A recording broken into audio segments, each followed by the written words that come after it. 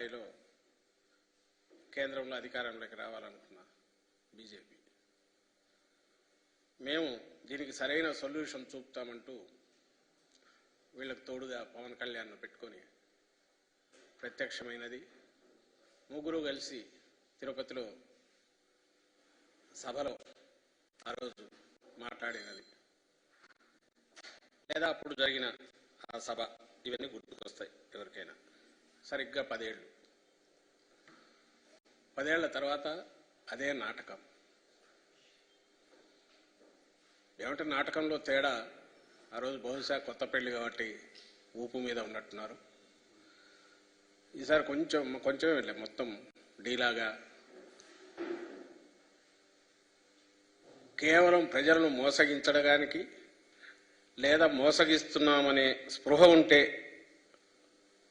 మొహంలో కనపడే ఇది కానీ ఒక గిల్ట్ కానీ అలాంటివి ఏదో ఛాయామతంగా కనపడినట్టుంది. ఈ సభలోకి వచ్చేసరికి ఆ రోజు ఉన్నంత ఉత్సాహం లేదు, ఆ ఊపు లేదు, ఉండే అవకాశము లేదు. నాటకం అని ఎందుకన్నామంటే పొత్తులు పెట్టుకోవడం కొత్త కాదు. సరే, ఎన్నికల్లో పెట్టుకుంటుంటారు. చంద్రబాబు నాయుడుకి అయితే అసలు కొత్త కాదు. ఆయన పెట్టుకోకుండా ఎప్పుడు రాడు. పెట్టుకున్నా కూడా ఫెయిల్ అయిన సందర్భాలు ఉన్నాయి. పెట్టుకోకపోతే అసలు ఊసులో లేకుండా పోయిన సందర్భాలు ఉన్నాయి. మొత్తం ఎక్కువ అవే ఉన్నాయి. కానీ ఊతకర్రల సాయంతో ఏడో అధికారంలోకి రావడము, వాళ్లను మార్చుకుంటూ ప్రతిసారి ఆ ఊతకర్రలను మార్చుకోవడము, ఇది ఆయనకు అలవాటు.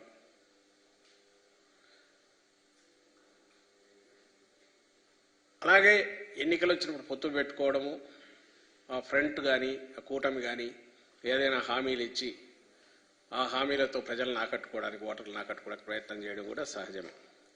కాబట్టి 2014లో వీళ్ళు కలవడాన్ని ఎవరు తప్పు పట్టట్లా. కానీ వచ్చిన తర్వాత అధికారం ప్రజలు అప్పగించిన తర్వాత ఆ కారణాల వల్లనో వేరియస్ కొత్త వీటి వల్లనో మేము ఆ రోజు పోటీలో ఉన్నాం.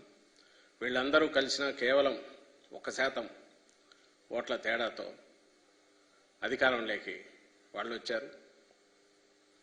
మేము ప్రతిపక్షంలో కూర్చున్న వైఎస్ఆర్ కాంగ్రెస్ పార్టీ.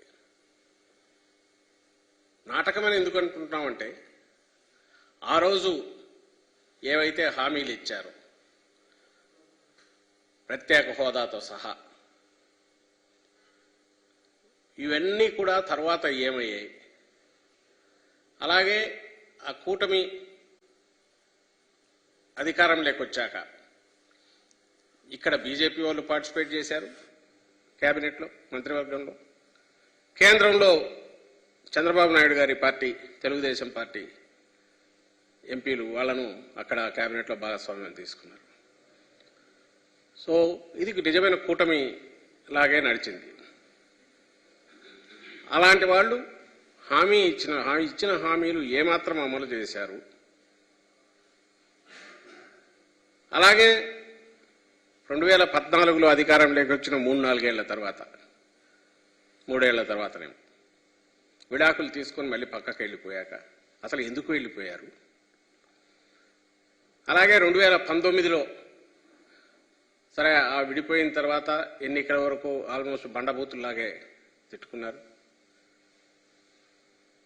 పవన్ కళ్యాణ్ కేంద్రం వాళ్ళు ఏదో పాచిపోయినారని ఆయన అన్నాడు.